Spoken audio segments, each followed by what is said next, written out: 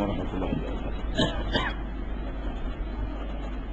الحمد لله نحمده ونستعينه ونستغفره ونؤمن به ونتوكل عليه ونعوذ بالله من شرور أنفسنا ومن سيئات أعمالنا من يهده الله فلا مضل له ومن يضلل فلا هادي له وأشهد أن لا إله إلا الله وحده لا شريك له وأشهد أن محمدا عبده ورسوله أما بعد. கண்ணியத்திற்குரிய இல்லாமல்ல அல்லாஹ் ஜல்ல ஷானஹு தஆலாவின் நல்லடியார்களே, மரணத்திற்கு பின் என்ற இந்த தொடர் நிகழ்ச்சியின் கடைசி நாளிலே நாம் எல்லாம் அமர்ந்திருக்கிறோம். நேற்றைய தினம் சொர்க்கமும் சொர்க்கத்திலே கிடைக்கக்கூடிய இன்பங்களை பற்றிய விவரங்களை பார்த்தோம். இன்றைய தினம் நரகத்தை பற்றியும் நரகத்திலே இருக்கக்கூடிய தண்டனைகளை பற்றியும் நாம் அறிந்து கொள்ளவிருக்கிறோம். நரகத்தை பற்றி திருமறை குர்ஆனிலே பல்வேறு பெயர்கள் நரகத்துக்கு இருப்பதாக அல்லாஹ் சொல்லி காட்டுகிறான். சில வசனங்களிலே ஜஹன்னம் என்ற வார்த்தையை, வேறு சில வசனங்களிலே ஜஹீம் என்ற வார்த்தை, சில வசனங்களிலே நார் நெருப்பு, அஸ்ஸஈர் ரெண்டுக்கு நெருப்புன்னு அர்த்தம், சக்கர், ஹாவியா, குத்தமா, இப்படி எல்லாம் பல பெயர்களிலே திருமறை குர்ஆனில் நரகத்தை பற்றி அல்லாஹ் குறிப்பிடுகிறான். இந்த நரகம் என்பதும் சொர்க்கத்தை போலவே பல வாசல்கள் கொண்டதாக அமைக்கப்பட்டிருக்கிறது. சொர்க்கத்திற்கு 8 வாசல்கள் இருப்பதை நம்ம அறிந்தோம். நரகத்திற்கு 7 வாசல் இருப்பதாக திருமறை குர்ஆனிலே 15வது அத்தியாயத்தில் 44வது வசனத்தில் அல்லாஹ் சொல்கிறான், லஹா சப்அத்து அப்வாபின், நரகத்திற்கு 7 வாசல்கள் இருக்கின்றன. ஒவ்வொரு வாசல்கள் வழியாக ஒரு குறிப்பிட்ட சாரார் உள்ளே அனுப்பப்படுவார்கள். இந்த வாசல்ல எல்லாம் இந்த கேட்டகரியில் உள்ளவன், இந்த வாசல்ல இந்த கேட்டகரின்னு சொல்லி அல்லாஹ் அனுப்புவான். இந்த நரகத்தை பொறுத்த வரைக்கும் அதிகமான அல்லாஹ்வால் படைக்கப்பட்ட மக்கள்ல இன்னைக்கே நம்ம 650 கோடி பேர் இருக்கிறோம். இதுல ஒரு 50 கோடி கூட சொர்க்கத்துக்கு தேர மாட்டாங்க, எல்லாம் நரகத்திற்கு செல்லக்கூடிய நிலையில் இருக்கிறார்கள். இப்ப ஆதம் அலைஹிஸ்ஸலாம் காலத்திலிருந்து பார்த்தோம்னு சொன்னா எத்தனை கோடான கோடி மக்கள் இவ்வளவு பேரையும் நரகத்துல போட்டுட்டு அவங்க எதையெல்லாம் வணங்கினார்களோ அதையும் கொண்டு போட்ட பிறகு அந்த நரகத்துல அல்லாஹ் கேட்பானா, யௌம நக்கூலு லி ஜஹன்னம ஹலிம் தலாத்தி, நிறைஞ்சிருச்சான்னு கேட்பானா அல்லாஹ் இவ்வளவு அள்ளி போட்ட பிறகு. அது கேட்குமா, அப்ப தக்கூட ஹல்மி மஸ்ஜித், இன்னும் அதிகம் ஏதாவது இருக்குதான்னு கேட்குமா. அப்ப அந்த அளவுக்கு விசாலமானது நரகம் என்பதும். கோடானு கோடானு கோடானு மக்கள் அள்ளி கொண்டு போட்ட பிறகும் அவர்கள் வணங்கியவற்றையும் அள்ளி போட்ட பிறகு கூட அது நிறையாது என்று சொன்னால் அது எவ்வளவு பிரம்மாண்டமாக இருக்கிறது என்பதை நம்ம இதிலிருந்து விளங்கிக் கொள்ள வேண்டும். நரகத்திலையும் பலவிதமான படித்தரங்கள் இருக்கிறது, அது நியாயமும் கூட. பெரிய அளவுக்கு தப்பு செய்தவனையும் சின்ன தப்பு செய்தவனையும் ஒரே மாதிரியாக நம்ம அல்லாஹ் எடுத்துக்கொள்ள மாட்டான். இப்படி நன்மை விஷயங்கள்ல அதிக நன்மை செய்தவனுக்கு அதிக பரிசுகளும், அதிக கம்மியான நன்மை செஞ்சவனுக்கு கம்மியான பரிசுகளும் கொடுக்கிறானோ, நரகத்திலையும் பல தட்டுகள் எல்லாம் வச்சிருக்கிறான். ரொம்ப கொடூரமான தண்டனை, சுமாரே கொடூரமா தான் இருக்கு. அது ஒரு விஷயம். அது இந்த கொடூரத்தோட ஒப்பிட்டு பார்த்தோம்னு சொன்னா அப்படியான தண்டனைகளும் இருக்கிறது. குர்ஆன்ல 4வது சூராவுல 145வது வசனத்தில் சொல்கிறான், இன்னல் முனாஃபிகீன ஃபித்தர்கில் அஸ்வலி மினன் நார், நரக முனாஃபிகீன்கள் 2 வேடம் போடுறாங்க இல்லையா, நான் இங்கேயும் இருக்கேன் அங்கேயும் இருக்கேன்னு சொல்லி, இப்படிப்பட்டவர்கள் தான் நரகத்திலே ரொம்ப அடித்தட்டில் இருப்பார்கள். அடித்தட்டா ரொம்ப கடுமையான வேதனை அவங்களுக்கு தான் அப்படிங்கிற மாதிரி அல்லாஹ் சொல்லி காட்டுகிறான். அந்த நரகத்திலே நரகம் என்பதனுடைய முக்கியமான மேட்டர் என்னன்னா நெருப்பு தான்.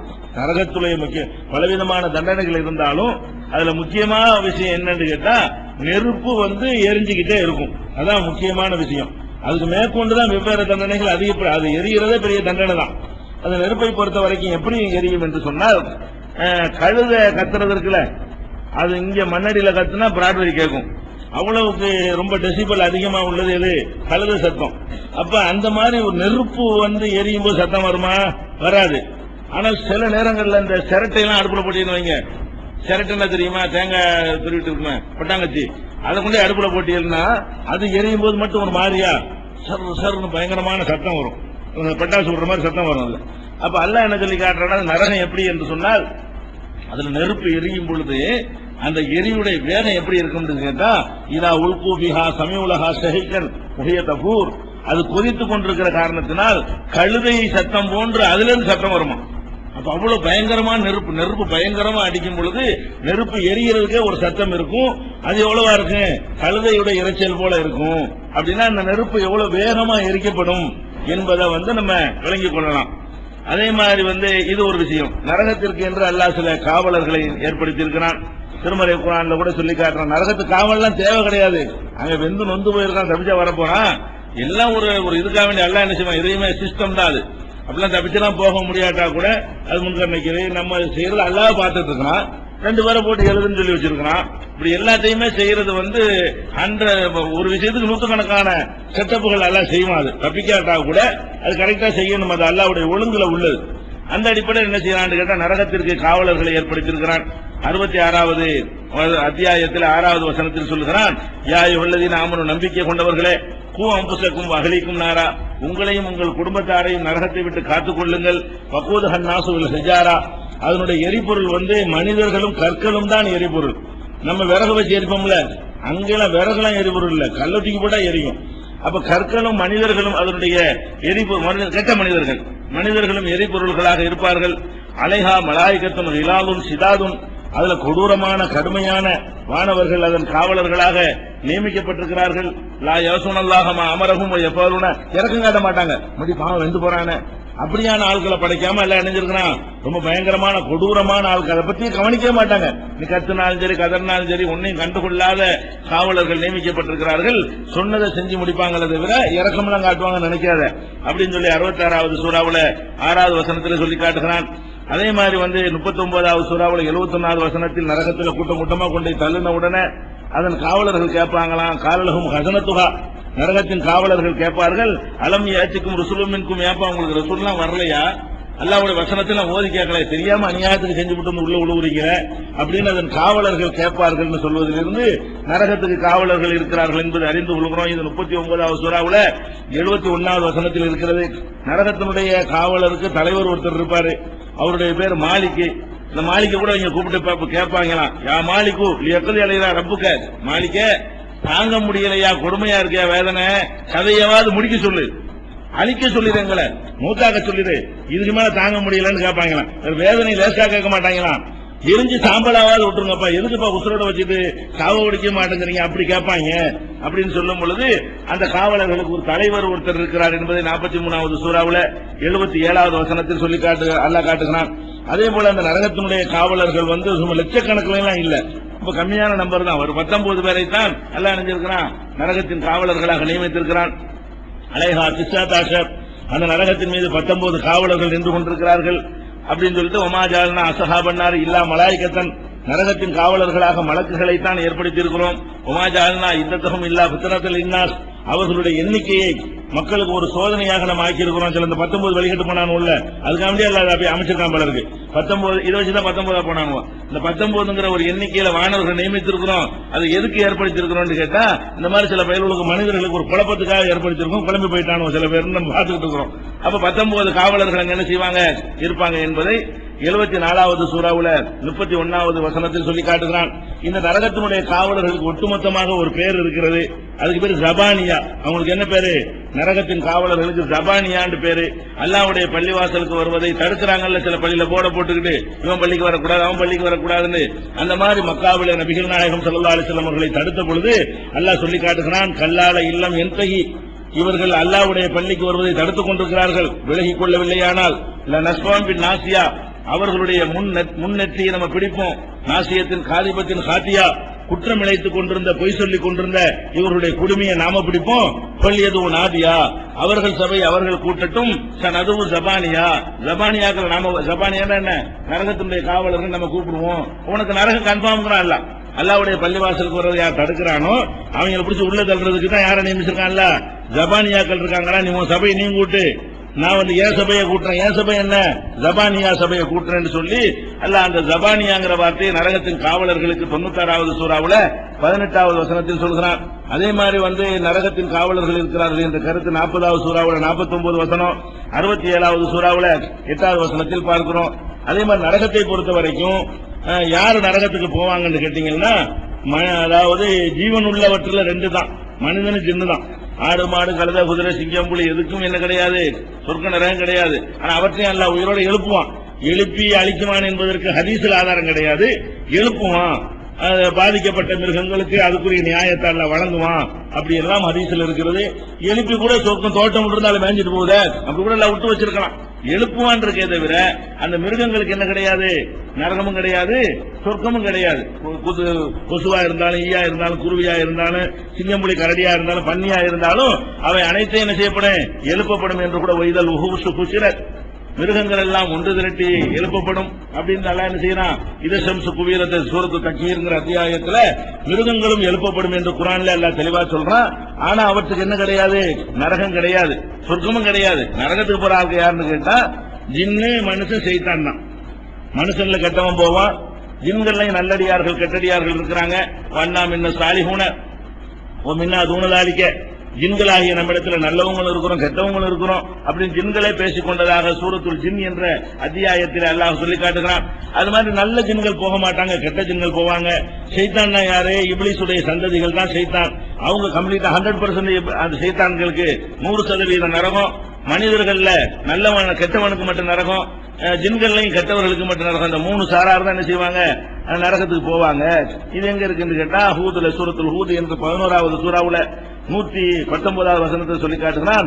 லஅம்ல அன்ன ஜஹன்னம மினல் ஜின்னத்தி வன்னாசி அஜ்மஈன், ஜஹன்னத்தை நரகத்தை மனிதர்களாலும் ஜின்களாலும் நான் நிரப்புவேன் அப்படின்னு இந்த வசனத்தை சொல்லி காட்டுகிறான். 7வது சூராவுல 18வது வசனத்தை சொல்லி காட்டுகிறான்.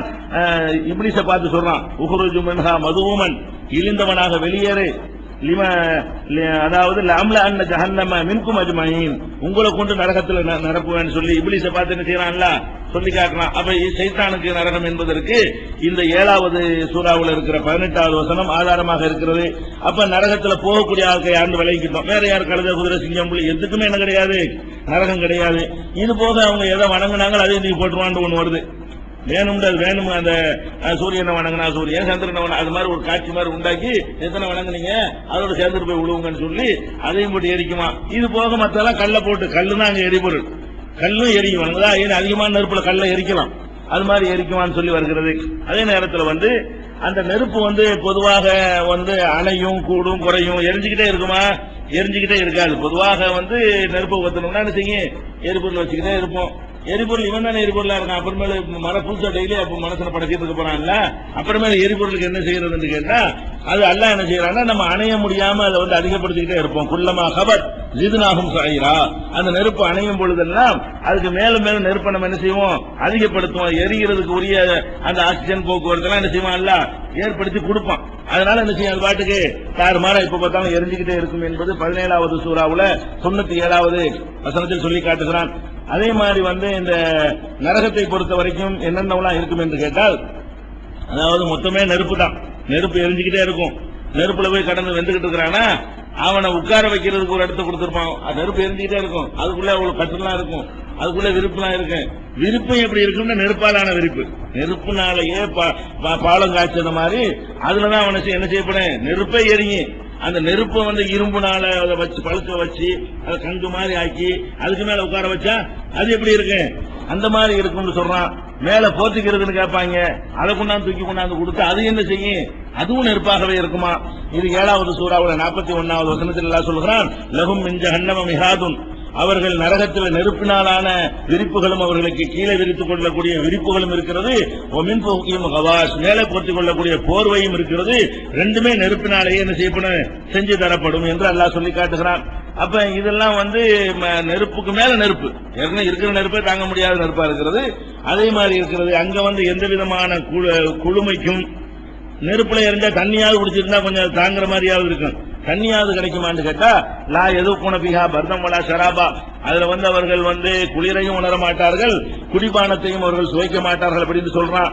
அவங்களுக்கு நிழல் கிடையாது, அங்க எரிஞ்சுக்கிட்டே இருக்கும். ஒரு பக்கத்தில் நிழல்ல ஒதுங்கிடலாமான்னு கேட்டா ஒதுங்க முடியாது. நிழல் கூட எப்படி இருக்கும்னா அந்த நெருப்பு எரிவதனால் ஏற்படுகிற நிழல், நெருப்புனாலே ஒரு நிழல் இருக்கும்ல, பயங்கரமா தீப்பிடிச்சு எரியும் போது பகல்ல பாத்தீங்கன்னு சொன்னா அது நிழலை அடிக்கும், சூரியனை தடுத்து ஒரு அளவுக்கு. அதுக்குள்ள போய் நின்றா இன்னும் வச்சையா இருக்கும். நிழல்னு சொல்லி தள்ளி நின்றா கூட பரவாயில்லாம இருக்கு. அப்ப இவர்களுக்கு போலியான நிழல் தான் இருக்குமே தவிர ஒரிஜினல் நிழல் இருக்காது. நெருப்பு எரிவதனால் அதுக்கு ஏற்படக்கூடிய நிழல் தான் இருக்கும் என்று சொல்லி 56வது சூறாவுல 42, 43, 44 சொல்றான். அதே மாதிரி 77வது சூறாவுல 30, 31, 32, 33 அந்த வசனங்களில் சொல்லி காட்டுகிறான். அந்த நெருப்பு எப்படி இருக்கும் என்று சொல்லும் பொழுது அது எரியும் பொழுது இதயத்தை போய் தாக்கும், தோலை மட்டும் தாக்காது. பொதுவாக அந்த உலகத்தில் உள்ள நெருப்புகள் உள்ளக்க தாக்குறது கிடையாதுங்க, மேலதான் எல்லாம் எரிஞ்சு வெந்து போயிருப்பானுவோம். உள்ளக்க தாக்குறதுக்கு ரொம்ப அதுக்குள்ள செத்து போயிருவான். இந்த கீழே எரிஞ்சு சாவறான தற்கொலைக்கெல்லாம் முயற்சி பண்றான் பாருங்களேன். இது எப்படி இருக்கும்னு கேட்டா, கீழே எரிஞ்சா மேல உள்ளம் வரைக்கும் போய் இதயம் வரைக்கும் போய் அது தாக்கும் என்று சொல்லி சூரத்துல் ஹுமஸா, அந்த வயலுள்ளி குள்ளி ஹுமஸத் என்று ஒரு சின்ன சூரா 104வது சூரா, அதுல அல்லாஹ் என்ன சொல்லி காட்டுகிறான், நாருல்லாஹி மூக்கதா அல்லத்தி தத்தலி வளல பெய்தா, மூட்டப்பட்டிருக்கிற அந்த நெருப்பு உள்ளங்களையும் போய் தாக்கும், இங்க எரிஞ்சா உள்ளத்தை போய் தாக்கும் என்று சொல்லி அது மாதிரி சொல்லி காட்டப்பட்டிருக்கிறது. அதே மாதிரி அந்த நெருப்பு தோள்களை எல்லாம் பிச்சு பிச்சு மண்டை ஓட்டெல்லாம் கலட்டுற அளவுக்கு அவ்வளவு கடுமையானதாக இருக்கும் என்று 70வது சூறாவுல 15, 16 அல்லாஹ் சொல்லி காட்டுகிறான். நஸ்ஸாத்தன் லிஷவா, அந்த நெருப்பு எப்படிப்பட்டது என்றால் மண்டை ஓட்டையை கலட்டுற அளவுக்கு கொடுமையானதாக இருக்கும் அல்லாஹ் சொல்லி காட்டுகிறான். முகத்தை எல்லாம் கருக்கி அசிங்கமாக்கிவிடும், கோரமாக ஆக்கிவிடும் என்று 23வது சூறாவுல 104வது வசனத்தில் அல்லாஹ் சொல்லி காட்டுகிறான். இந்த மாதிரி மேலே இருந்தும் அவர்களுக்கு அதாப் இருக்கிறது, கீழே இருந்தும் அதாப் இருக்கிறது என்று 29வது சூறாவுல 55வது வசனத்தில் அல்லாஹ் சொல்லி காட்டுகிறான். இப்படியாக இந்த மாதிரியான ஒரு வகையான தண்டனை ஒரு பக்கம் இருக்கிறது. அதுபோக என்னன்னு கேட்டா, தண்ணீர் கேட்பாங்க இல்லையா, தண்ணீர் கேட்டவன் என்ன செய்யப்படாங்க, நெருப்புக்கு தண்ணியை கொதிக்க வச்சுக்கிட்டு இருக்குமா, இழுத்துக்கிட்டு போய் முகத்தை முக்கி இந்த தண்ணியை குடி. அது வேற, அதாவது ஏற்கனவே நெருப்புல கலந்துகிட்டு இருக்கிறான். அது ஒரு தீக்குச்சி நெருப்பு கூட நமக்கு தாங்க முடியல. நான் ஒரு தீக்குச்சி பட்டுட்டா கூட, ஒரு சுடுதண்ணி கொட்டிட்டா கூட, வடிச்ச கண்டி மேல பட்டுட்டா கூட, அது தப்பான முறையில ஒரு பொருளை எடுத்து ஆறி போச்சா இல்லையான்னு பார்க்காம வாயில போட்டோன்னு வைங்க, அவ்வளவுதான், நாக்கெல்லாம் வந்து போயிடுது, தாங்க முடிய மாட்டேங்க. ஒரு சின்ன இதெல்லாம் ஒரு நெருப்பு, இதெல்லாம் ஒரு வெப்பமா ஒண்ணுமே கிடையாது. அது சூரியனுடைய 40 டிகிரி வெயில் கூட நமக்கு தாங்க முடியல. இல்ல நெருப்புல கொண்டு வதக்கிக்கிட்டு சுடுதண்ணி கொதிக்கக்கூடிய சுடுதண்ணில கொண்டு என்ன செய்வான், அல்ல கொண்டு சங்கிலி வேற போட்டு, அதாவது இந்த வேதனைகள் வரக்கூடிய யாரா இருந்தாலும் அவங்க இந்த கையை கால அசைக்கிறாங்க பாருங்க, அது அவங்களுக்கு கொஞ்சம் சின்ன ரிலாக்ஸ் தருங்க. வேதனையா இருக்க துடிக்கும் போது என்ன செய்யும், அது கொஞ்சம் ஒரு மனிதனுக்கு அந்த வேதனையில இருந்து ஒரு 5% குறைஞ்ச மாதிரி தெரியும். அதுவும் பண்ணக்கூடாது. எல்லாம் என்ன பண்றான்னு கேட்டா, இதில் அவலாலுபி அகனாத்தியும், அவங்களுடைய கழுத்துகள்ல வேற விலங்கு மாட்டப்பட்டிருக்கும், ஒத்தலாசிலோ சங்கிலிகளால் பிணைக்கப்பட்டிருப்பார்கள், யுசஹபூன பில் ஹமீம், கொதிக்கிற வெந்நீரில் கொண்டு போய் அவர்கள் தள்ளப்படுவார்கள், சும்ம பின்னாரி யுஹரகூன் யுஸ்ஜரூன், பிறகு நெருப்புல போட்டு எரிக்கப்படுவார்கள், தண்ணியில போய் முக்கி வெந்து போனோன்னு மறக்குன நெருப்புல கொண்டு தண்ணி ஆகணும் உனக்கு அப்படின்னு கேட்பார்கள். இதெல்லாம் செய்வதற்காக தான் எல்லாம் என்ன செய்யறான், கொடூரமான மலக்குகளை போட்டிருக்கிறான். அதே மாதிரி இப்ப மனிதனுடைய சயின்டிபிக்கா இப்ப கண்டுபிடிச்சிருக்கிறாங்க. என்ன கண்டுபிடிச்சிருக்கிறான், வேதனைகளை மனிதன் எதுல உணர்றான், தோல்ல தான் உணர்றான். வேதனையை உணர்றதுக்கு சில நரம்புகள் எங்க இருக்குது, மனிதனுடைய மேத்தோல்ல தான் இருக்கு. உள்ளுக்குள்ள வேதனை தெரியவே தெரியாது. மேல அறுத்துட்டேன்னு வைங்களேன், உள்ளுக்குள்ள போட்டு குத்துனாலும் அது என்ன செய்யாது, உங்களுக்கு வலிக்காது. வேதனையை உணர்ற நரம்புலாம் இங்கதான் இருக்குது. அதனாலதான் தீ விபத்துல வெந்து போன ஆளுக்கு கத்தவே மாட்டாங்க. இவ்வளவு வெந்து போய் இப்படி கத்தாம இருக்கான்னு நம்ம நினைப்பேன். வேதனை உணர்ற நரம்பு மேல பூரா அவுட்டா போச்சுன்னா அவன் வந்து கிடக்கிறது அவனுக்கே தெரியாது. அந்த வேதனை ஆபரேஷன் பண்றான் பாத்தீங்களா, மேல மரத்து போக சொல்லி அறுக்கிறான், உள்ளக்கா இருக்கிறான், உள்ளக்க மரத்து போனா செத்து போயிருவான் மனுஷன். உள்ளக்கை மரத்து போக வைக்க முடியுமா, எவ்வளவுதான் மரத்து போக வைக்க முடியும், அந்த மேத்தோலை மட்டும் தான் மரத்து போறதுக்கு ஊசி கொடுப்பான். முழுசா மரத்து போறது கொடுத்தான்னு வைங்க, சகாதா தூக்கிற வேண்டியதான், அது மாதிரி போயிடும். அப்ப மேத்தோல்ல தான் அந்த உணரக்கூடிய நரம்புகள்லாம் இருக்கிறது. அப்ப நம்ம நினைக்கலாம், தீ விபத்துல போறவன் தற்கொலை செய்யறவன்லாம் எரிச்சிக்கிறானோ, கொஞ்ச நேரத்துக்கு தான் கத்துறான், அதுக்கப்புறம் இப்படி கிடக்குறான், 10 நாள் 15 நாள் கடந்து போறான, அவன்லாம் அதிகமா எரிஞ்சு போச்சுன்னா கத்த மாட்டான். ஏன் கத்த மாட்டேங்கிறான், மூளைக்கும் அந்த தோலுக்கும் உள்ள கனெக்ஷன்ல தான் அந்த வேதனைய வலிய உணர்றான். அதுக்கப்புறம் அந்த வலிய அவனுக்கு தெரியாது. அது மாதிரி நம்ம நினைச்சிடக்கூடாதுல, அது அல்லாஹ் சொல்லி காட்டுகிறான். அந்த விளையாட்டு அங்க நடக்காது, தோலை மாத்திக்கிட்டே இருப்பேன், எரி அல்லாஹ் என்ன சொல்றான், இன்னல்லதீன கஃபரூ பி ஆயாத்தினா, நம்முடைய வசனங்களை யார் நிராகரிக்கிறார்களோ சௌஃப நுஸ்லிஹிம் நாரா, அவர்களை நரகத்திலே நம்ம செலுத்துவோம், கொண்டு சேர்ப்போம். குல்லமா நலுஜத்து ஜுலூதுஹும், அவர்கள் தோள்கள் கருகும் பொழுதெல்லாம் பத்தல்நாகும் ஜுலூதன் கைரஹா, வேற தோலை மாற்றுவோம், லியதுகுல் அதாப், அதாப சுவைக்கிறதுக்காக வேண்டி. தோலை மாத்தாட்டி சுவைக்க மாட்டான். இந்த அறிவியல் உண்மை அன்னைக்கு எல்லாம் சொல்லி காட்டுறான். இது ஆராய்ச்சி பண்ணிட்டு சில இத்தனை பேர் நினைஞ்சிருக்கிறாங்க, இஸ்லாத்தை நோக்கி வந்திருக்கிறார்கள். எப்படி தோல்ல தான் வேதனை உணர்ற நரம்பு இருக்குன்னு அழகா எல்லாம் சொல்லி தர்றாங்க. இந்த தோலை மாத்தலன்னா வேதனை அவனுக்கு தெரியாது. அதுக்காக வேண்டி நான் என்ன செய்வோம், எதுக்குள் அதாப், வேதனை உணர்வதற்காக வேண்டி தோலை மாத்துவோம். 4வது சூறாவுல 56வது வசனத்தில் எல்லாம் சொல்லி காட்டுகிறான். அதே மாதிரி இவர்களுக்கு ஆடை என்று சொல்லி ஏதாவது கொடுக்கணுமா இல்லையா, அது கூட என்னவா இருக்கும்னா நிர்வாணமா போடக்கூடாதுல்ல, எழுப்பும் போதுதான் நிர்வாணம். அப்புறம் உள்ள போனவன அப்படி பட்டு பீதாம்பரம்லாம் கொடுக்கற மாதிரி இவனுக்கும் கொடுக்கணுமா இல்லையா. உங்களுக்கு என்ன ஆடைன்னு கேட்டா நெருப்பு தான் ஆடை. அந்த ஆடையை சுத்தினா அதுவே என்ன செய்யும், அதை நம்மளை வேக வச்சுக்கிறது போதுமானதா இருக்கும். அப்ப அல்லாஹ் சொல்லி காட்டுகிறான், பல்லதீன கஃபரு, அல்லாஹ்வுக்கு நெருப்புனால எல்லாம் ஆடை தயாரிக்க விளங்கின்னு, நமக்கு தான் ஒரு மெட்டீரியல் வேணும். அல்லாஹ்வுக்கு என்ன செய்யலாம், நெருப்புனாலேயே அது நெருப்பினாலே ஒரு ஜீவனை இப்லீஸ் எல்லாம் படைச்சிருக்கலையா அல்ல, அதனால அவனுக்கு ஏலும். வல்லதீன கஃபரு நிராகரிக்கிறார்கள் அவர்கள், குத்தியத்துலகும் சியாபு மின்னார், அவர்களுக்கு நெருப்பாலான ஆடை தயாரிக்கப்படும். யுசப்பு மின் போக்கு ரூசிஹமுல் ஹமீம், மேலே இருந்து தலையிலே இருந்து சூடான தண்ணீரை ஊத்தப்படும். யுசுஹர் பிஹி மாஃபி புத்தூனிஹிமுல் ஜுலூத், அதை கொண்டு வயிற்றுக்குள்ள உள்ளது தலையில ஊத்துனா வயிற்றுக்குள்ள உள்ளது உருகும், அவ்வளவு சூடான தண்ணி, அதை ஊத்துவோம் என்று எல்லாம் சொல்லி காட்டுகிறான். அதுபோல இரும்பு சம்மட்டியால் வேற அடி வேற விழுந்துகிட்டே இருக்கும். எத்தனை வகை தண்ணீர் பாருங்க, போட்டுக்கிற சட்டை நெருப்பு, படுத்துக்கிற படுக்க நெருப்பு, குடிக்கிற தண்ணி நெருப்பு, அதுக்கப்புறம் சம்மட்டினால அடி, அதுவும் நெருப்ப இரும்பு சம்மட்டினால வேற அடி வேற கொடுக்கப்படுகிறது. தலையில வேற சுடு தண்ணிய ஊத்தப்படுது, இழுத்து கொண்டு கூட நெருப்புல வேற. இதெல்லாம் எப்படி மனசு தாங்க இயலுமா? இதெல்லாம் அஞ்சு நிமிஷத்துக்கு கூட அல்ல அந்த தண்டனை தந்தா கூட நமக்கு தாங்க இயலுமா? நிரந்தர வேண்டியதுல ஒரு அரை மணி நேரத்துக்கு தந்தா கூட நமக்கு தாங்க இயலுமா? அங்க உள்ள அரை மணி நேரம் 26 வருஷமா அப்படி வந்து நம்ம கணக்கு அது வேற இருக்கிறது. அப்ப இது எங்க இருக்குன்னு கேட்டா 21வது சூறாவுல 19, 20 வசனங்கள்ல சொல்லப்பட்டிருக்கிறது. அதே மாதிரி வந்து இவர்களுக்கு விலங்கு போடப்படுற விஷயத்தை சொல்லிட்டோம். அதுக்கப்புறம் வந்து இவங்களுக்கு கொடுக்கிற உணவு கொடுக்கணுமா இல்லையா? பசிக்குன்னு கேட்பான்ல, அல்ல உணவும் கொடுப்பான். என்ன உணவு கொடுப்பான்? சீல் தான் உணவு. எல்லாம் எரிஞ்சுக்கிட்டு இருப்பாங்களா, அவங்கள்ட்ட இருந்து வலிக்குமா, அது ஒரு பக்கம் அப்படியே போய்கிட்டே இருக்கும். தண்ணி கேட்கறவங்க எது கொண்டா கொடுப்பான்? இந்தா குடி. அவனுடைய சீல் அதுல சேர்ந்திருக்கும். அவனை மாதிரி எத்தனை பேருடைய இது சேர்ந்திருக்கும். அதுவும் கொதிக்க வச்ச சீல் எப்படி இருக்கு, அது ஒரு பக்கம். குடிக்கதானே கேட்கிறேன், அது வாயில் நுழையுமா? அது இந்த நெருப்பை விட அது கடுமையா இருக்கும். அந்த அது ஜீரணிச்சு கொள்வதற்கு நெருப்பு வந்து உடம்புதான் தாங்க போகுது. இது வந்து மனசு, நாக்கு, கண்ணு மொத்தத்திலையும் ஒரு அருவருப்பா என்ன செய்வனுக்கு அது ஒரு கடுமையான தண்டனையாக இருக்கும் என்று சொல்லி காட்டுகிறான். உலா தாமுன் இல்லாமின் ரஸ்மீன், சீலை தவிர வேறு உணவு அவர்களுக்கு கிடையாது. உணவா வேணும் உனக்கு, சீல் தான் உணவு என்று எல்லாம் சொல்லுவான்னு சொல்லி 69வது சூறாவுல 36, 37 சொல்லி காட்டுகிறான். அதுபோக ஒரு உணவு எல்லாம் கொடுப்பான். ஆமன் ரா உஷத்தின், விக்கி கொள்ளக்கூடிய உள்ள தரனா உள்ளக போவாது. சில உணவு இந்த புட்டுலாம் சாப்பிட்டு உள்ளக போக கஷ்டமா இருக்கும்ல, அந்த மாதிரி இவங்களுக்கு ஒரு உணவு கொடுப்பான். அது என்ன செய்யுமா? விக்கி கொள்ளக்கூடிய உணவாக இருக்கும் என்று 73வது சூறாவுல 13வது வசனத்தில் சொல்லி காட்டுகிறான். அதே மாதிரி வந்து லரின்னு சொல்லி முள் மரம் இருக்கு பாத்தீங்களா, பலவித தண்டனை. அதை கண்டிக்கும்போது முள்ளுலாம் வாய புண்ணாக்கணுமா, இந்த இது தின்னு, கல்லிய தின்னு அப்படின்னு சொல்லி சக்கு மரத்தை தின்னு, அதெல்லாம் என்ன இருக்குமா? லைசலகும் தாமுன் இல்லாமல் வரை, முள் மரத்தை தவிர அவர்களுக்கு உணவு கிடையாது. லா யுஸ்மின் வலா யுக்னி மின் ஜூ, அது வந்து அவர்களுக்கு உடம்புல சதை போடவும் வைக்காது, பசியும் ஆத்தாது. அந்த மாதிரியான ஒரு உணவு அவர்களுக்கு தரப்படும். அதுல முக்கியமானது ஜக்குங்கிற மரம். அது ரொம்ப கடுமையான ஒரு முள்களும் கஷ்டமும் உள்ளதா இருக்கு, சாப்பிடவே இயலாது. அதை வந்து கொடுப்போம் என்றெல்லாம் சொல்லி காட்டுகிறான்.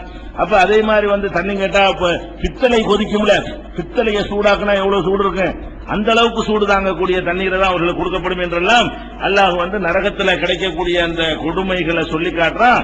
அந்த அளவுக்கு கஷ்டமாக இருக்கும். அதே நேரத்தில் வந்து எந்த அளவுக்கு இதை புரிந்து கொள்வதாக இருந்தால், நபிகள் நாயகம் ஸல்லல்லாஹு அலைஹி வஸல்லம் சொல்றாங்க, ஒரு மனுஷன் வந்து நரகத்தில் வேதனை செய்யப்படுறான்ல, நான் கடைசி வேதனை உங்களுக்கு சொல்றேன், நீங்க மற்றதான் எப்படி இருக்குன்னு பாத்துக்கிறீங்கிறாங்க. உள்ளதுலேயே ரொம்ப கம்மி, இந்த நரகத்துல வேதனை செய்யப்படுறதுலயே ரொம்ப ரொம்ப ரொம்ப ரொம்ப கம்மி. அதாவது அல்லாவுக்கு இணை பேச்சிருந்தாலும் பெரிய அளவுக்கு அநியாயம் செஞ்சிருக்க மாட்டான். உலகத்துல நல்ல மனுஷனா வாழ்ந்திருப்பான், எவ்வளவு உபகாரங்கள்லாம் செஞ்சிருப்பான். அதை கருத்துல கொண்டு அவனுக்கு என்ன செய்வான்? அல்ல நிரந்தர நரகத்தை கொடுத்தாலும் அதை கொஞ்சம் லேசாக எல்லாம் கொடுப்பான். அது நபிகள் நாயகம் ஸல்லல்லாஹு அலைஹி வஸல்லம் சொல்றாங்க, இன்ன அஹ்வன அஹ்லின் நாரி அஸாபன் யௌமல் கியாமா, கியாமத் நாள்ல அதாபுலே ரொம்ப லேசான அதாபு, லேசான வேதனை, லேசான தண்டனை பெறக்கூடியவன் யார் என்று கேட்டால், லரஜுலுன், ஒரு மனிதன் இருக்கிறான், தூலவு ஃபீ அஹ்மஸி கதமைஹி ஜம்ரத்துன், அவனுடைய காலுக்கு கீழே ஒரே ஒரு கங்கு வைக்கப்படும், யுகுலா மின்ஹு திமாஹு, மேல மூளை கொதிக்கும். கீழே ஒரு கங்கை விட்ட காலில் வச்சா அந்த என்ன நெருப்பா இருக்குன்னு பாத்துக்கிறேங்க. அந்த நெருப்பு எப்படிப்பட்ட பவரா இருந்தா மூளை வந்து கொதிக்கும். கீழே காலு கீழே வைக்கிறது எங்க கொதிக்கும்? மேல கொதிக்கும் என்று சொன்னால் அது எப்படிப்பட்டதா இருக்கும்? இதுதான் கம்மி உள்ளதுலேயே ரொம்ப ரொம்ப ரொம்ப ரொம்ப கம்மியான தண்டனை இதுதான் என்று நபிகள் நாயகம் ஸல்லல்லாஹு அலைஹி வஸல்லம் சொல்கிறாங்க. இது புகாரில 6561, 6562 ஆகிய வசனங்கள் எல்லாம் இடம்பெற்றிருக்கிறத பார்க்கிறோம்.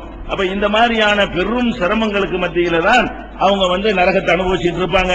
இதுல சில பேருக்கு நிரந்தர நரகம் இருக்கிறது, சில பேருக்கு டெம்பரரியான பல சந்தர்ப்பத்தை உங்களை வச்சிருக்கிறோம். அல்லாஹ்வே இல்லங்கிறானா நிரந்தர நரகம், அல்லாஹ்வுக்கு இணை கற்பிக்கிறானா நிரந்தர நரகம், கொலை செய்யறானா அவனுக்கு நிரந்தர நரகம், வெட்டி வாங்குறானா அவனுக்கு நிரந்தரமான நரகம், அல்லாஹ்வுடைய வசனங்களையும் அல்லாஹ்வுடைய ரசூலையும் கேலி செய்கிறானா அவங்களை அடியோடு புறக்கணித்து மறுக்கிறானா அவனுக்கு நிரந்தர நரகம். முனாஃபிக்கா இருக்கிறானா, ஒரு பக்கத்துல இங்க வந்துகிட்டு ஏத்துக்கிறேன்னு சொல்லிட்டு அங்க போய் ஏத்துக்கலங்கிறானா, அவனுக்குலாம் என்னது நிரந்தர நரகம். இப்படி சில பாவங்கள் செய்தவர்களுக்கு அல்லாஹ் நிரந்தரமாக நரகத்தை ஏற்படுத்தியிருக்கிறான். இதை ஏற்கனவே உங்களுக்கு விளக்கி இருக்கிறோம். சில பாவங்களை செய்தவர்களுக்கு என்ன செஞ்சிருக்கிறான், ஒரு குறிப்பிட்ட காலம் வரைக்கும் தண்டனையை கொடுத்து விட்டு அதுக்கப்புறம் தண்டனைக்கு அப்புறம் சொர்க்கத்தில் கொண்டு சேர்க்கக்கூடிய ஒரு காட்சிகளையும் எல்லாம் ஏற்படுத்த இருக்கிறார். ஆக இந்த மாதிரியான ஒரு அடிப்படையில் நரகம் அமைந்திருக்கிறது. நரகத்தை பற்றி சொல்வதாக இருந்தால் கூட அதுக்கு ஒரு மாசம் வேணும். சரியான முறையில ஒழுங்கான முறையில நரகத்தை பற்றி விளக்கி சொல்வதாக இருந்தால் கூட அவ்வளவு ஹதீசுகளும் அவ்வளவு வசனங்களும் இருக்கிறது. சொர்க்கத்தை பற்றி சொல்வதாக இருந்தாலும் அதுக்கெல்லாம் மாச கணக்கில் இருக்கிறது. அப்ப அடிப்படையான விஷயம் என்ன என்று சொன்னால், இந்த 30 நாளுக்குள்ள எல்லாத்தையும் சொல்ல வேண்டும் என்கிற ஒரு நிர்பந்தத்தின் அடிப்படையில சுருக்கமாகவும் வேகமாகவும் வழக்கத்துக்கு மாற்றமாகவும் ரொம்ப விரைவாகவும் சொல்ல வேண்டிய ஒரு நிலைமையில தான் இவ்வளவு முடிக்கலங்கிற மாதிரியான ஒரு செய்திகள் வரக்கூடாது என்பதற்காக வேண்டி இந்த நரக வேதனையை பற்றி ஒரு அளவுக்கு உங்களுக்கு சொல்லி இருக்கிறோம். இந்த கொடுமைகளில் இருந்து நம்மை காத்துக் கொள்வதற்காக நமக்கு நிரந்தர நரகம் வேண்டாம், தற்காலிக நரகம் வேண்டாம், அதிலிருந்து நம்ம தப்பிக்க வேண்டும் என்று சொன்னால் இந்த புனிதமிக்க ரமலான் மாதத்தில் நம்முடைய தவறுகளுக்கு மன்னிப்பு கேட்டு அல்லாஹ்விடத்தில் அழுது புரண்டு திருந்தி நம்முடைய வாழ்க்கையை போய் மாற்றி அமைச்சுக்கிட்டோம்னு சொன்னா அல்லாஹ் எவ்வளவு பெரிய தவறை மன்னிக்கக்கூடியவனாக இருக்கிறான். யா இபாதி அல்லதீன அஸ்ரஃபு அலா அன்ஃபுஸிஹிம் லா தக்னது மின் ரஹ்மத்தில்லாஹ். அநியாயம் செய்த எனது அடியார்களே, அல்லாஹ்வுடைய அருளில் நீங்கள் நம்பிக்கை இழந்துராதீங்க. இன்னல்லாஹ யக்ஃபிரு ذுனூப ஜமீஆ. எல்லா பாவத்தையும் அல்லாஹ் மன்னிக்க ரெடியாக இருக்கிறான். என்ன செஞ்சாலும் கவலைப்படாத, எல்லாத்தையும் அல்லாஹ் என்ன செய்யறான், மன்னிக்கக்கூடியவனாக இருக்கிறான் என்று அல்லாஹ் ரப்பல் ஆலமீன் நமக்கு ஒரு கேரண்டியை தருகிறான். அவனை விட்டா யார் மன்னிக்க போறா? அவன மாதிரி அருளாளன் கிடையாது. மன்னிப்பே வாங்காம போய் நின்றா தான் அவனுக்கு கோபம் வருமே தவிர, உலகத்தில் இருக்கும்போதே மன்னிப்பு வாங்கி திருந்திக் கொண்டு இனிமே நம்ம வாழ்க்கையை மாற்றி அமைத்துக் கொண்டோம் சொன்னா அதுல அல்லாஹ் எப்படி சந்தோஷப்படுவானா? தன்னுடைய காணாமல் போன ஒட்டகம் ஒருத்தனுக்கு கிடைத்து விட்டால் எப்படி அவன் மகிழ்ச்சி அடைவானோ அதை விட அதிகமாக அல்லாஹ் ஒரு அடியான் திருந்திட்டானே, செத்து போனவன் நல்லவன் ஆயிட்டானே அப்படின்னு சொல்லி அவன் ரொம்ப மகிழ்ச்சி அடைவான் என்றெல்லாம் இருக்கிறது. எனவே அல்லாஹ்வுடைய மகிழ்ச்சிக்குரியவர்களாக நம்ம மாற வேண்டும், அல்லாஹ்வுடைய அன்பை பெற வேண்டும், இது போன்ற தண்டனையில் இருந்து நம்மை காத்துக்கொள்ள வேண்டும் என்பதை இந்த இறுதி செய்தியாக உங்களுக்கு சொல்லிவிட்டு இந்த நிகழ்ச்சியை பற்றியும் நம்முடைய ஜமாத்துகளை பற்றியும் ஜமாத்தை பற்றியும் அதனுடைய செயல்பாடுகளை பற்றியும் பல செய்திகளை உங்களுடைய கவனத்திற்கு, ஏன்னா பல பேர் இதை பார்த்துக் கொண்டிருக்கிறீர்கள், பல ஊர்களை சேர்ந்தவர்கள் நீங்கள் பார்க்கிறீங்க. ஜமாத்தை பற்றியும் இந்த செயல்பாடுகளை பற்றியும் கூட சொல்ல வேண்டிய ஒரு கடமை எங்களுக்கு இருக்கிறது. இந்த நிகழ்ச்சிகளை பொறுத்தவரை தொலைக்காட்சிகள் வழியாக செய்திகளை மார்க்கத்தை சொல்ல வேண்டும் என்ற சிந்தனை முதலாக நம்ம இஸ்லாம் ஒரு அறிமுகம் என்ற ஒரு நிகழ்ச்சியை ஒரு தனியார் தொலைக்காட்சியில நடத்த ஆரம்பித்தோம். அதற்கு பிறகு தொடர்ந்து ஒவ்வொரு ஆண்டும் ஒரு வருடத்திலே ரமலான் மாதம் முழுவதும் நபிகள் நாயகம் ஸல்லல்லாஹு அலைஹி வஸல்லமுடைய முன்னறிவிப்புகளை உங்களுக்கு வழங்கி இருக்கிறோம் ஒரு தொலைக்காட்சியின் மூலமாக. அதே மாதிரி ஒரு வருடம் சின்ன சூறாக்கள் அதனுடைய விளக்க உரைகளை அதே மாதிரி இங்கே நடத்தப்பட்டு தொலைக்காட்சியின் வழியாக அதையும் நம்ம சகர் நேரத்தில் ஒளிபரப்பி இருக்கிறோம். அது மாதிரி ஒரு ஆண்டு மறைகூறும் இறை தூதர்கள் என்ற தலைப்பில் நபிமார்களுடைய வரலாறுகளை ஆதம் அலைஹிஸ்ஸலாத்துல இருந்து பல நபிமார்களுடைய வரலாறுகளை நினைஞ்சிருக்கிறோம். அந்த ஒரு மாதம் முழுவதும் விளக்கி அதை தொலைக்காட்சியின் வழியாக ஒளிபரப்பியிருக்கிறோம். பிறப்பு முதல் இறப்பு வரை ஒரு மனிதன் என்ன செய்ய வேண்டும், இறப்புக்கு பிறகு உள்ளது இப்ப பார்த்துட்டோம், பிறப்பு முதல் இறப்பு வரைக்கும் என்ன செய்ய வேண்டும் என்ற தலைப்பில் கூட அது முழுமை பெறவில்லை. அது சொல்வதற்கு அது ஓரளவுக்கு பிறந்ததிலிருந்து இறக்குற வரைக்கும் உள்ள காரியங்களில் ஒரு கணிசமான பகுதியை அந்த இதே நிகழ்ச்சியின் மூலமாக நம்ம ஒளிபரப்பி இருக்கிறோம். அதுபோல ஒரு வருடம் விஞ்ஞான ஒளியில இஸ்லாம் என்ற தலைப்புல இஸ்லாம் விஞ்ஞானத்தை எப்படி எல்லாம் சொல்லி இருக்கிறது, அது எப்படி அறிவுபூர்வமான மார்க்கமாக இருக்கிறது என்பதை உங்களுக்கு சொல்லி இருக்கிறோம். அது மாதிரி ஒரு ஆண்டு ஏகத்துவமும் எதிர்வாதமும், நம்ம தௌஹீத் தான் சரி, எதிராக என்னென்ன வாதங்கள் வைக்கிறாங்களோ அது எல்லாம் தவறு என்பதற்குரிய அடுக்கடுக்கான சான்றுகளோட ஏகத்துவமும் எதிர்வாதமும் என்ற தலைப்புல ஒரு மாதம் இதே மாதிரி சகர் நிகழ்ச்சியில ஒளிபரப்பி இருக்கிறோம். அதே போல இஸ்லாம் மார்க்கம் மற்ற மார்க்கங்கள் எப்படி எல்லாம் சிறந்து தனிச்சு விளங்குகிறது என்பதை சொல்வதற்காக இஸ்லாத்தின் தனிச்சிறப்புகள் என்ற தலைப்பில் இஸ்லாம் எப்படியெல்லாம் ஒவ்வொரு கொள்கையில கோட்பாடுல எப்படிலாம் வேறுபடுகிறது என்பதை விளக்குவதற்காக அந்த நிகழ்ச்சி நடத்தி இருக்கிறோம். அதே மாதிரி நபிகள் நாயகம் ஸல்லல்லாஹு அலைஹி வஸல்லம் வரலாறை மாமனிதர் நபிகள் நாயகம் என்ற பெயரில் அவர்களுடைய பத்ர் போர் வரைக்கும் உள்ள ஒரு வரலாறு தான் சொல்ல முடிந்தது. அது ஒரு ஆண்டு உங்களுக்கு சொல்லப்பட்டு அதுவும் மக்களுக்கு ஒளிபரப்பப்பட்டிருக்கிறது. இது போல பல நிகழ்ச்சிகளை தொடர்ந்து அதுபோல சென்ற வருடம் 72 கூட்டம் நரகத்திற்கு செல்வார்கள், ஒரு கூட்டம் தான் சொர்க்கத்துக்கு போவாங்க என்று ரசூல் ஸல்லல்லாஹு அலைஹி வஸல்லம் சொல்லி இருக்கிறாங்க. அந்த 72 கூட்டங்கள் யார் என்று வரலாற்று ரீதியாக ரசூல் ஸல்லல்லாஹு அலைஹி வஸல்லம் காலத்துக்கு பிறகு தோன்றிய ஒவ்வொரு கூட்டத்தையும் அதற்கான சான்றுகளையும் என்னெஞ்சோம் சென்ற ஆண்டு நம்ம நாளில் ஒளிபரப்பினோம். அதன் தொடர்ச்சியாகத்தான் இந்த ஜெயா டிவியின் மூலமாக மரணத்திற்கு பின் என்ற தொடரை எடுத்துக்கொண்டு பாதிலே நின்றது சில தலைப்பு என்று சொன்ன காரணத்தினால முடிக்கணும் என்பதற்காக வேண்டி அதை வலுக்கட்டாயமா முடிக்க வேண்டிய அளவுல முடிச்சிருக்கோம், சுருக்கி முடிச்சிருக்கோம். வழங்குதா? அப்ப இது மாதிரியான வேலைகள் எல்லாம் இந்த ஜமாத் மூலமாக நடந்து கொண்டிருக்கிறது. இதுபோக முஸ்லிம்கள் உண்மையான இஸ்லாத்தை அறிந்து கொள்ள வேண்டும் என்பதற்காக மாதத்துக்கு 100 கூட்டங்களுக்கு குறையாமல் தமிழகத்திலேயே நம்ம ஜமாத் மட்டும்தான் மாசத்துக்கு ஒரு நாளைக்கு 3 கூட்டம் எங்கேயாவது நடக்கும். அப்படி சராசரியாக மாதத்துக்கு ஒரு நாளைக்கு 100 கூட்டத்துக்கு குறையாமல் பிரச்சார கூட்டங்கள் நடத்தக்கூடிய ஒரு அமைப்பாக அல்லாஹ் நமக்கு ஆக்கி தந்திருக்கிறான். அதுபோக பெண்களுக்கு தீன்குல பெண்மணி என்ற ஒரு பத்திரிகை, பொதுவாக அனைவருக்கும் ஏகத்துவம் என்ற பத்திரிகை, சமுதாயத்தை பற்றி அறிந்து கொள்வதற்காக உணர்வு என்ற வார இதழ், இதுவும் நம்முடைய ஜமாத்துடைய மேற்பார்வையில் சிறப்பாக நடந்துவதை நீங்கள் பார்க்கிறீர்கள். தமிழகத்திலே புறையோடி போயிருக்கிற வரதட்சணை ஒழிப்பதற்காக வரதட்சணை ஒழிப்பு கருத்தரங்குகள், மாநாடுகள், வரதட்சணை இல்லாத திருமணங்கள், வாங்கிய வரதட்சணையை திருப்பி கொடுக்கக்கூடிய நிகழ்ச்சிகள் என்றெல்லாம் நடத்தி வரதட்சணை வாங்குற எண்ணங்களை மாற்றுவதற்கும் இந்த ஜமாத் பல வகையில பாடுபட்டிருக்க நீங்க பாக்குறீங்க. அதே மாதிரி வட்டியில போய் நம்ம சமுதாயம் மூழ்கி ஒரு சின்ன ஒரு கடனை வாங்கியதற்காக பெரிய சொத்துக்களை எல்லாம் இழந்து நிம்மதி இழந்து தற்கொலை வரை சென்று பலவிதமான மன உளைச்சலுக்கு ஆளாகி இருப்பதை கவனத்தில் கொண்டு பைத்துல் மால் நிறுவ வேண்டும், வட்டி இல்லா கடன் கொடுக்க வேண்டும் என்பதற்காக நம்முடைய பல கிளைகளுக்கு ஆர்வம் ஊட்டி ஏராளமான ஊர்களிலே வட்டி இல்லா கடன் கொடுக்கக்கூடிய ஏற்பாடுகளை நம்முடைய ஜமாத் மூலமாக பல கிளைகளை செய்து கொண்டிருக்கிறார்கள். சென்னையில் கூட இன்ஷா அல்லாஹ் விரைவில் அந்த கிளை துவக்கப்பட்டுவிடும். இதை நம்ம செய்து கொண்டிருக்கிறோம். அதே மாதிரி நோன்பு பெருநாளை எல்லோரும் சந்தோஷமாக கொண்டாடுவதற்காக ஃபித்ரா என்ற ஒரு கடமை இஸ்லாம் நமக்கு சொன்னது. இந்த ஜமாத் தௌஹீத் ஜமாத் களமிறங்கி வளர்க்குவதற்கு முன்னால் இந்த ஃபித்ரா என்ற கடமையை ஒழுங்காக அப்படி ஒன்று இருக்கிறது என்பது கூட மக்களுக்கு தெரியாது. ஏதோ அஜர்த்துட்டு கையில ஒரு 5 ரூபாய் கொடுத்துட்டு ஃபித்ரான்னு போயிருவாங்க. இதான் ஃபித்ரான்னு வழங்கி வைத்திருந்தார்கள். அதை முறையாக திரட்டி மக்களுக்கு சென்றடைவதற்காக வேண்டி சென்ற வருடம் மட்டும் தலைமையின் மூலமாக 24.5 லட்சம் ரூபாய்கள் திரட்டப்பட்டு தமிழகத்தின் அனைத்து பகுதிகளுக்கும் நம்முடைய சகோதரர்கள் இருக்கக்கூடிய விநியோகிக்க எங்கெல்லாம் சகோதரர்கள் இருக்கிறார்களோ அந்த பகுதிகளுக்கெல்லாம் நம்ம என்னெஞ்சோம் விநியோகம் செய்திருக்கிறோம். அந்த மக்கள் திரட்டியதையும் சேர்த்தால் ஏறக்குறைய 1 கோடி ரூபாய் அளவிற்கு சென்ற ஆண்டு பித்ராக்கள் மக்களிடமிருந்து திரட்டப்பட்டு மக்களுக்கே அப்படியே முழுமையாக வழங்கப்பட்டது நீங்கள் எல்லாம் பார்த்தீர்கள்.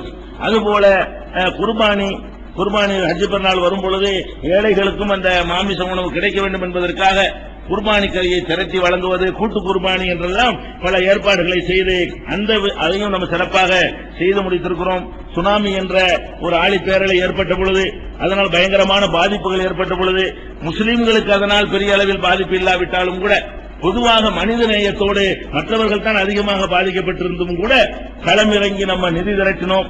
நிதி திரட்டினதில் அல்லாஹ்வுடைய அருளால் 75 லட்சம் ரூபாய்களுக்கு ரொக்கமாகவும் 1.25 கோடி ரூபாய்க்கு பொருட்களாகவும் காய்கள், தலையணைகள், அடுப்புகள், அது மாதிரி துணிமணிகள், அரிசி பருப்பு போன்ற சோப்பு சீப்புகள் போன்ற பொருட்களை எல்லாம் 1.25 கோடி ரூபாய்க்கு பொருட்களையும் 75 லட்சம் ரூபாய்க்கு ரொக்கத்தையும் திரட்டி அப்படியே அதை மக்களுக்கு விநியோகித்து முழு கணக்கையும் நம்முடைய உணர்வு வார இதழில் வெளியிட்டு நீங்கள் பார்த்திருப்பீர்கள். அப்ப களமிறங்கி பிரச்சனை என்று சொன்னால் நிதியையும் நம்ம திரட்டி கொடுக்கிறோம். உடனே நம்முடைய சகோதரர்கள் போய் அங்கே இறங்கி தேவையான நிவாரணப் பணிகள், கணக்கெடுத்தல் எல்லாமே செய்ததெல்லாம் நீங்கள் பார்ப்பீர்கள். இது மாதிரியான காரியங்களை இந்த சமுதாயத்திற்காக நம்ம செய்து கொண்டிருக்கிறோம். உயிர் காக்குகிற ஒரு சேவையாக இரத்த தானம் என்ற ஒரு பெரிய சேவையை, ரத்தம் கொடுக்கிற பாவம் நினைத்துக் கொண்டிருந்த ஒரு சமுதாயத்தில் பிரச்சாரம் செய்து அது மார்க்கத்தில் உள்ள நல்ல ஒரு காரியம், நமக்கு எந்த நஷ்டமும் வராது, நன்மைதான் கிடைக்கும் என்பதையெல்லாம் விளங்க வைத்து புரிய வைத்து ஒரு விபத்தில் சிக்கிக்கொள்ளக்கூடியவர்களுக்கு, ஒரு பிரசவ வேதனையில துடிக்கக்கூடியவர்களுக்கு, ஒரு ஆபரேஷன் செய்யக்கூடியவர்களுக்கு உடனடியாக ரத்தம் தேவை என்று சொன்னால் நம்ம ரத்த தானம் கொடுக்கக்கூடிய ஒரு பழக்கம் நமக்கு வரணும் என்பதை விளக்கி ரத்த தானம் கொடுக்க ஆரம்பித்து அல்லாஹ்வுடைய அருளால் சென்ற வருடம் நம்ம விருது வாங்கியிருக்கிறோம். தமிழகத்திலேயே முஸ்லிம் இயக்கங்கள்ல முதல் இடம் நமக்கு தான். அதே மாதிரி ஒட்டுமொத்த இயக்கங்கள்ல தமிழகத்தில் 2வது இடத்திற்கான விருதை நம்ம அல்லாஹ்வுடைய அருளால் வாங்கியிருக்கிறோம். வரக்கூடிய வருடத்திலே மொத்த தமிழ்நாட்டிலேயே ரத்த தானம் வழங்குவதில் முதல் இயக்கம் என்ற பெயரை எடுப்பதற்கான வேலைகள்ல தீவிரமாக முனைப்போடு நம்ம இறங்கி இருக்கிற காட்சியை பாக்குறீங்க. ஏழைகள் மருத்துவ வசதி செய்ய முடியாத ஏழைகளுடைய ஊர்களுக்கு சென்று அங்கே இலவச மருத்துவ முகாம்கள், கண் மருத்துவமனை, கண் மருத்துவ முகாம், இந்த சிக்கன் குனியா வந்தால் அதுக்கான மருத்துவ முகாம், அந்தந்த சீசனுக்கு ஏதாவது நோய்கள் வருமையானால் அதற்கான மருத்துவ முகாம்களை அமைத்து ஏழைகள் இலவசமாகவே சிகிச்சை பெற்று செல்லக்கூடிய ஏற்பாடுகளையும் பல பகுதிகளில் நம்ம செய்து கொண்டிருக்கிறோம். அதுபோக பல ஊர்களில் நூலகத்தை ஏற்படுத்தி இலவசமாகவே புத்தகங்களை எடுத்துச் செல்வது, சீடிகளை எடுத்துச் செல்வது, வீடியோ கேசட்டுகளை வாங்கி செல்வது, ஆடியோ கேசட்டுகளை வாங்கி செல்வது, இப்படியெல்லாம் இலவசமாக எடுத்து சென்று படிக்கக்கூடிய நூலகங்கள், நடமாடும் நூலகங்கள், வந்து படிக்கக்கூடிய நூலகங்கள் என்றெல்லாம் மக்களுக்கு சேவைகளை இந்த ஜமாத்து மூலமாக நம்ம செய்து வந்திருக்கிறோம். அது மாத்திரம் இல்லாமல் இஸ்லாத்தை ஏற்றுக்கொள்ளக்கூடிய மக்களுக்காக வேண்டி ஆண்களுக்கு 2 ஊர்களிலே 2 தாவா சென்டர்களும், பெண்களுக்கு ஒரு சென்டருமாக 3 சென்டர்கள் நம்முடைய ஜமாத்துடைய நேரடி நிர்வாகத்தின் கீழே நடந்து கொண்டிருக்கிறது. இஸ்லாத்தை தழுவிய அனைவருக்குமே, இங்க படிக்கக்கூடிய அனைவருக்குமே உணவு, அவங்களுக்கு தேவையான நூல்கள், போக்குவரத்து செலவுகள், அவங்களுக்கு தேவையான புத்தகங்கள் உட்பட அவசிய தேவைகள் அனைத்துமே இலவசமாக இந்த ஜமாத்து மூலமாக செய்து தரப்படுவதை நீங்கள் பார்க்கிறீர்கள். முஸ்லிம் அல்லாத எந்த ஒரு சகோதரர் இஸ்லாத்தை அறிந்து கொள்ள விரும்புகிறோம் என்று ஒரு அஞ்சல் அட்டை எழுதினால் அவர்களுக்கு இலவசமாக திருக்குரான் தமிழாக்கம், தேவைப்படும் புத்தகங்கள், தேவைப்படும் குறுந்தகடுகள், சீடிகள் எல்லாம் கூட இலவசமாக அவங்க என்ன சந்தேகத்தில் இருக்கிறார்களோ அதை தீர்க்கிற விதமாக அதை கொடுக்கக்கூடிய நிகழ்ச்சிகள் நடத்தி கொண்டிருக்கிறோம். அதே போல இஸ்லாத்து முஸ்லிம்கள் மத்தியில் இருக்கிற கசப்பை நீக்குவதற்காக இஸ்லாம் ஒரு இனிய மார்க்கம் என்ற நிகழ்ச்சி ஏற்பாடு செய்து முஸ்லிம் அல்லாத சகோதரர்களை அழைத்து ஒரு மத நல்லிணக்கத்தை உண்டாக்கி அவர்கள் இஸ்லாத்தை பற்றி கேட்கக்கூடிய கேள்விகளுக்கெல்லாம் அவங்களுக்கு விளக்கத்தை கொடுத்து கசப்பை நீக்கி ஒரு நல்லிணக்கத்தை ஏற்படுத்துவதற்கான நிகழ்ச்சிகளையும் இந்த ஜமாஅத் ஆரம்பம் முதலே தொன்றுதொட்டு தொடர்ச்சியாக செய்து கொண்டு வருவதை நீங்கள் பார்க்கிறீர்கள். அதே மாதிரி தொலைக்காட்சி வழியாக இங்கே சதர் நிகழ்ச்சி மாத்திரம் இல்லாமல் அன்றாடம் இந்த செய்திகள் மக்களுக்கு சென்றடைய வேண்டும். தாயகத்தில் இருக்கிற மக்கள் போய் ஈஸியாக மார்க்கத்தை அறிந்து கொள்ள முடியும். வெளிநாடுகளில், ஐரோப்பா போன்ற நாடுகளிலே, அரபு நாடுகளில் இருக்கக்கூடிய மக்களுக்கு தமிழ் மொழியிலே, தாய்மொழியிலே தாவா சென்றடைய வேண்டும் என்பதற்காக ஐரோப்பாவுடைய சேனல்களிலே, தனியார் தொலைக்காட்சிகளிலே தினசரி 1 மணி நேர நிகழ்ச்சி கடந்த 2 ஆண்டுகளாக ஒளிபரப்பப்பட்டு லண்டன்ல, பிரான்ஸ்ல, ஜெர்மனியில, சவுதி அரேபியாவுல, துபாயில, குவைத்தில் எல்லா நாடுகளிலையும் அந்த நிகழ்ச்சிக்கு நிறைய மக்கள் வந்து ஒரு ஆதரவாக பார்த்து நிறைய திருந்தி இருக்கிற காட்சியெல்லாம் நீங்கள் பார்க்கிறீர்கள். அந்த மாதிரியான வேலைகளையும் இந்த ஜமாத் வந்து செய்து கொண்டிருக்கிறது. அது மாதிரி வெளிநாடுகளுக்கு தாய்களை அனுப்பி அந்த பகுதியில் பிரச்சாரம் செய்வதற்கான ஏற்பாடுகளை நம்ம செய்து கொண்டிருக்கிறோம். இப்படி இந்த ஜமாத் மூலமாக நடக்கக்கூடிய பணிகள் இது நிறைய நடந்து கொண்டிருக்கிறது. அதுபோக அரசாங்கத்திலிருந்து மக்களுக்கு கிடைக்க வேண்டிய எவ்வளவு விஷயங்கள் இருக்கிறது. அதையெல்லாம் பெற்றுத்தரக்கூட வழி இல்லாமல் முதியவர்களுக்கு உதவி பணம் அரசாங்கத்தில் இருக்கிறது. அதை வாங்க தெரியாதவர்களாக சமுதாயம் இருக்கிறார்கள். அதே மாதிரி திருமணத்திற்காக அரசாங்கத்தில் பெண்களுக்கு படித்த 8ஆம் கிளாஸ் படித்த ஒரு குறிப்பிட்ட தகுதியில் உள்ள பெண்களுக்கு உதவி பணம் கொடுக்கிறார்கள். அதை வாங்க தெரியுமா? அதை வாங்க தெரியவில்லை. விதவைகளுக்கு உதவி பணம் இருக்கிறது, திக்கற்றவர்களுக்கு உதவி பணம் இருக்கிறது. இப்படி அரசாங்கம் என்னென்ன நலத்திட்டங்கள் வைத்திருக்கிறதோ அதையெல்லாம் மக்களுக்கு விளக்கி சொல்லி அதையெல்லாம் பெற்றுத்தந்து ஒரு தடவை வாங்கி கொடுத்தோம்னு சொன்னா அவருக்கு இறந்து போற வரைக்கும் அவருக்கு என்ன இருக்கு? யாரையும் எதிர்பார்க்காம அந்த முதியவர், அந்த விதவை வாழ முடியும் இல்லையா? அதற்காக ஒரு நாள் மெனக்கட்டால் போதும் என்ற அடிப்படையில் இந்த மாதிரியான ஒரு பயிற்சி எல்லாம் கொடுத்து செய்து கொண்டிருக்கிறோம். வீட்டில் இருந்தபடியே சம்பாதிப்பதற்காக அரசாங்கத்தில் ஏராளமான விஷயங்களை கற்றுத்தர்றாங்க. சமூக நலத்துறை மூலமாக வீட்டில் இருந்து கொண்டே மெழுகுதிரி தயாரிக்கிறது, நறுமணப் பொருள் தயாரிக்கிறது, சோப்பு தயாரிக்கிறது, பாய் தயாரிக்கிறது, அதை எப்படி மார்க்கெட் பண்ணுவது, அதை எங்கு கொண்டு விற்கிறது, இதையெல்லாம் வழிகாட்டக்கூடிய திட்டங்கள் எல்லாம் கூட அரசாங்கத்தில் இருக்கிறது. அதெல்லாம் தெரியாத காரணத்தில் அந்த சமுதாயம் எல்லா வகையிலேயும் வறுமை கோட்டு கீழே உள்ள சமுதாயத்தில் ரொம்ப பின்பு 50க்கு மேல வறுமை கோட்டு கீழே உள்ள சமுதாயம் எது? நம்ம சமுதாயம் தான். அதை கொஞ்சம் மேல கொண்டு வருவதாக இருந்தால் நம்ம வெளியே வேலைக்கு அனுப்ப மாட்டோம். வீட்டில் இருந்தே பெண்களும் பொருள் திரட்டக்கூடிய வழிவகைகளை கண்டறிந்தால் அவர்கள் தவறான நடத்தைகள் செல்வதிலிருந்தும், தவறான வித்னா பசாது, கோளு, பொய், புறம் எல்லாம் பெண்கள்கிட்ட அடுத்தால பத்தி பேசுறதுதான் அவங்களுடைய முழு நேர வேலையாக இருக்கிறது. அதுக்கு காரணம் என்னன்னா சும்மா இருக்கிறதுனாலதான். அவங்களுக்கு ஒரு வேலை, அவங்களுக்கு ஒரு வருமானத்துக்குரிய வழியை நம்ம கண்டறிந்தோம்னு சொன்னா அவங்க ஆன்மீக நிலையும் நல்லா இருக்கும், அவங்களுடைய துன்யாவுடைய நிலை நல்லா இருக்கும், யாரையும் சார்ந்து இருக்காத ஒரு நிலை ஏற்படும் என்பதற்காக வேண்டி அது மாதிரியான ஒரு காரியங்கள்ல கூட சில பகுதிகளில் அவங்களுக்கு ட்ரைனிங் கொடுக்கப்பட்டு அரசாங்கத்துடன் இந்த சலுகையை பயன்படுத்தி பலவிதமான தொழிற்பயிற்சிகள் கொடுப்பதற்கான திட்டங்களையும் நம்ம செயல்படுத்தி வருகிறோம்.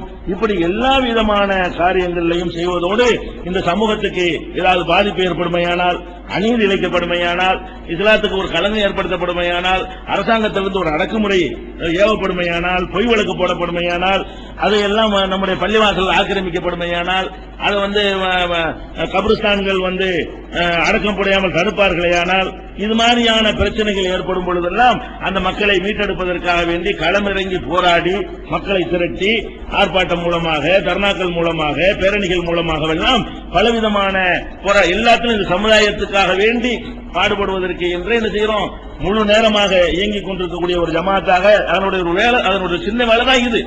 இந்த ஜெயா டிவியில இந்த ஒரு நிகழ்ச்சியை நடத்துறதுனால இதுல வந்து பேசுகிற எங்களுக்கோ நடத்துற யாருக்கு ஏதாவது துன்யாவுல நன்மை இருக்குதா, இல்ல ஆதாயத்திற்காக இதை செய்கிறோமா? அந்த மாதிரிலாம் ஒண்ணுமே கிடையாது. இது ஒரு மறுமைக்கு நம்ம செய்ய வேண்டிய ஒரு சேவை, நம்முடைய மறுமைக்கான ஒரு தயாரிப்பு என்ற அடிப்படையில் தான் இதுல உள்ள அனைவரும் நம்ம என்ன செய்திருக்கிறோம், உழைத்துக் கொண்டிருக்கிறோம். அப்படி அல்லாஹ்வுக்காக வேண்டி இந்த மாதிரி நிறைய பணிகள் இந்த ஜமாத்தின் மூலமாக செய்யப்பட்டு வருகின்றது. இதெல்லாம் எதுக்கு உங்கள்கிட்ட பதிவு செய்கிறோம் என்று சொன்னால், இந்த தொலைக்காட்சியின் வழியாக புதிய பல ஊர்களுக்கு செய்திகள் வந்திருக்கின்றன. மற்ற தொலைக்காட்சிகள் போட்டதை விட அதிகமான மக்களை இந்த ஆண்டு இந்த நிகழ்ச்சி அதிகமான ஊர்களை சென்றடைந்திருக்கிறது. அவர்கள் எல்லாம் இது போன்ற பணிகள் செய்ய ஆசைப்படலாம்.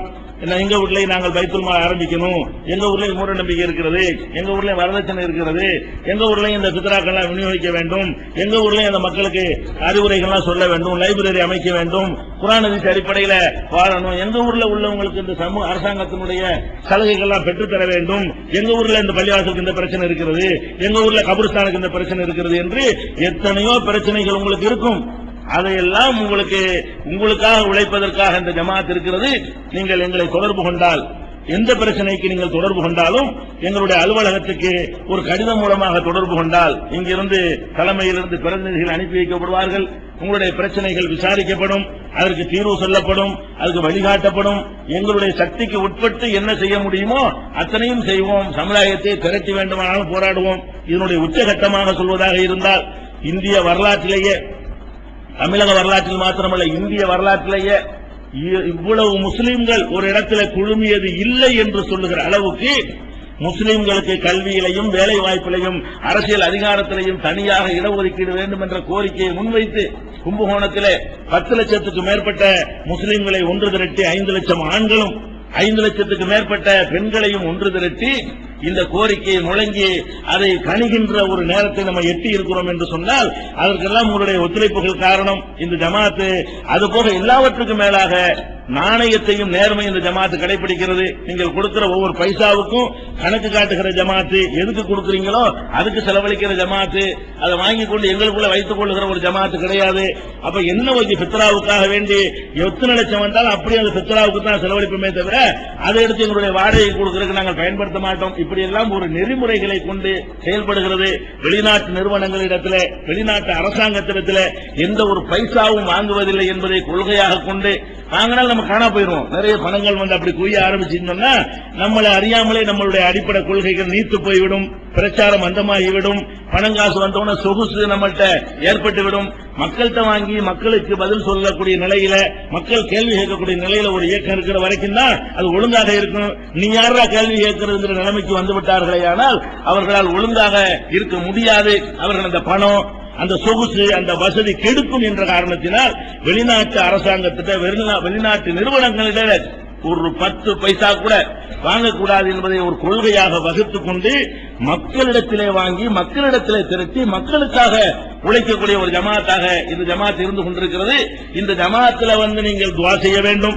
இந்த ஜமாத்தினுடைய பணிகள் அதிகரிப்பதற்கு அல்லாஹ்விடத்தில் கையேந்த வேண்டும். இந்த ஜமாத்தினால் கிடைக்கிற வசதிகளை நீங்கள் பயன்படுத்திக் கொள்ள வேண்டும். உங்கள்ட்ட கேட்கிறதுக்காக நாங்கள் அந்த கோரிக்கை வைக்கவில்லை. எவ்வளவு காரியங்கள் செய்கிறோம், அதை ஏன் நீங்கள் பயன்படுத்தாமல் இருக்கிறீர்கள்? இந்த ஜமாத்தோட தொடர்பு கொண்டு உங்களுடைய காரியங்களுக்கு, உங்களுடைய பிரச்சனைகளுக்கு இதன் மூலமாக இருக்கிற அனுகூலங்கள் எல்லாம் நீங்கள் பயன்படுத்திக் கொள்ள வேண்டும். அல்லாஹ் ரப்பல் ஆலமீன் நம் அனைவரையும் இம்மையிலும் மறுமையிலும் வெற்றி பெற்ற நல்ல சமுதாயமாக ஆக்கி அருள் புரிவானாக. வாஹிரு தாவானா அனில் ஹம்துலில்லாஹி ரப்பில் ஆலமீன். அஸ்ஸலாமு அலைக்கும்.